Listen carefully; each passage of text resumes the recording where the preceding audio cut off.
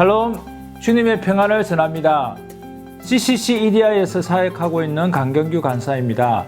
코로나19로 예배당에서 예배드리는 것이 쉽지 않고 복음 전도는 멈춘 것 같지만 2000년 이상 흘러온 주님의 복음은 어떤 상황에서도 어느 누군가를 통해 주님께서 흘러가게 하실 것입니다. 풍성함으로 큐트하는 여러분의 삶이 주님의 복음이 흘러가는 복음의 통로, 은혜의 통로, 축복의 통로로 사용되길 기대하며 기도합니다.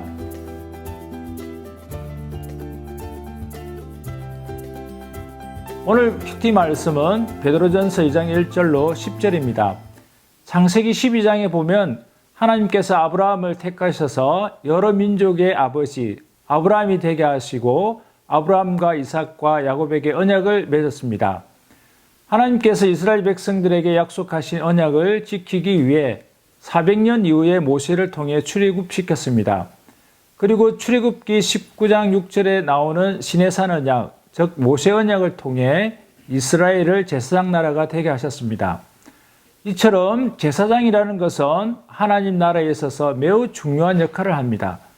오늘 본문에는 제사장이라는 말이 두 번 나옵니다. 5절에 거룩한 제사장, 9절에 왕같은 제사장이라는 대목입니다.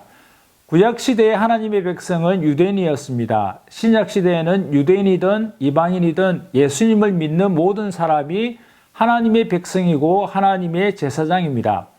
하나님이 우리를 택하시고 교회를 세우신 목적은 우리를 통해, 교회를 통해 예수님을 믿지 않는 사람들이 주님께로 돌아오게 하기 위해서입니다. 우리 죄를 위해 고난받으시고 십자가에 돌아가신 예수님은 3일 만에 부활하셨습니다. 부활하신 예수님은 제자들과 40일 동안 함께 계시면서 하나님 나라에 대해 말씀하셨습니다. 그 이후에 성천하시기 전에 사도행전 1장 8절에 오직 성령이 너희에게 임하시면 너희가 권능을 받고 예루살렘과 온 유대와 사마리아와 땅끝까지 이르러 내 증인이 되리라고 하셨습니다. 예수님의 제자들은 죽음도 두려워하지 않고 복음을 전했습니다.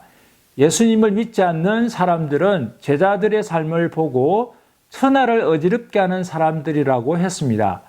초대교회는 많은 박해들이 있었습니다. 사도 요한의 제자 서머나의 감독이었던 폴리갑은 화형으로 죽어가는 현장에서 사형 집행관에게 이런 제안을 받습니다.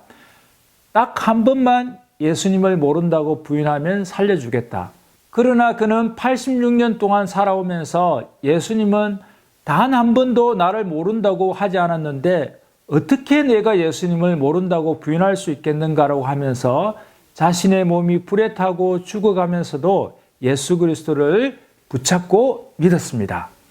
이처럼 구원받은 그리스도인은 목회자이든 평신도이든 거룩한 제사장, 왕같은 제사장입니다. 주님의 제사장으로서 성도들은 갓난아이들 같이 순전하고 신령한 젖을 사모해야 합니다. 즉 하나님의 말씀을 사모해야 한다는 것입니다. 말씀 읽기, 말씀 암송, 말씀 묵상, 말씀 연구를 통해 말씀이 풍성한 삶을 살아야 합니다. 말씀을 보면 기도하고 싶고 기도하면 말씀을 읽고 싶으십니다. 이처럼 말씀과 기도로 성령 충만하면 주님의 제사장으로 복음을 전하고 제자를 세워갈 수 있습니다. 전도와 제자 훈련을 통해서 우리는 세상을 변화시켜가는 그리스도인이 되어야 합니다. 그리스도인은 세상에 의해 변화되는 것이 아니라 세상을 변화시켜가는 사람이 되어야 합니다. 저와 여러분이 큐티를 통해 말씀을 사모하고 주님의 말씀을 땅끝까지 전하는 주님의 제사장으로서 세상을 변화시켜가는 사람이 되기를 기대하고 기도합니다.